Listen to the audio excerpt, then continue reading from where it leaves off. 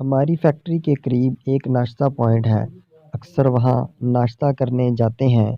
کافی رش ہوتا ہے ناشتے والے کے پاس۔ میں نے کافی دفعہ مشاہدہ کیا کہ ایک شخص آتا ہے اور کھانا کھا کر بھیڑ کا فائدہ اٹھا کر چپکے سے پیسے دیے بغیر ہی نکل جاتا ہے۔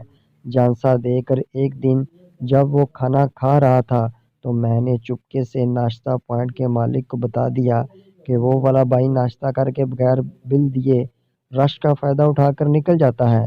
آج یہ جانے نہ پائے، اس کو رنگے ہاتھوں پکڑنا ہے۔ آج میری بات سن کر ناشتے والا مالک مسکرانے لگ گیا اور کہنے لگا کہ اسے نکلنے دو، کچھ نہیں کہنا، اس کو بعد میں بات کرتے ہیں۔ حسب معمول وہ بھائی ناشتہ کرنے کے بعد ادھر ادھر دیکھتا ہوا جانسا دے کر چپکے سے نکل گیا۔ میں نے ناشتے والے مالک سے پوچھا کہ اب بتاؤ اسے کیوں جانے دیا، کیوں اس کی اس حرکت کو نظر انداز کیا؟ جو جواب اس ناشتے والے مالک نے دیا وہ جواب میرے 14 طبق روشن کر گیا۔ کہنے لگا کہ اکیلے تم نہیں، بہت سے بندوں نے اس کو نوٹ کیا اور مجھے بتایا، نہ بھی کوئی بتاتا تو مجھے خود بھی پتہ ہے اس کی اس حرکت کا۔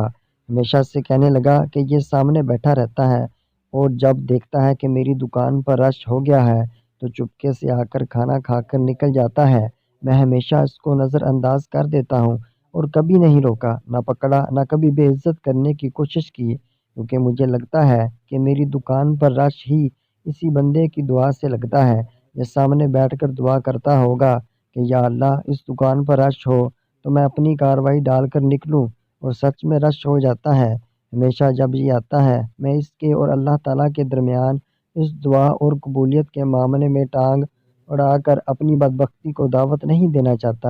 یہ میری طرف سے نظر انداز ہی ہوتا رہے گا اور ہمیشہ ایسے کھانا کھاتا رہے گا، تو بھی میں کبھی اس کو پکڑ کر بے عزت نہیں کروں گا۔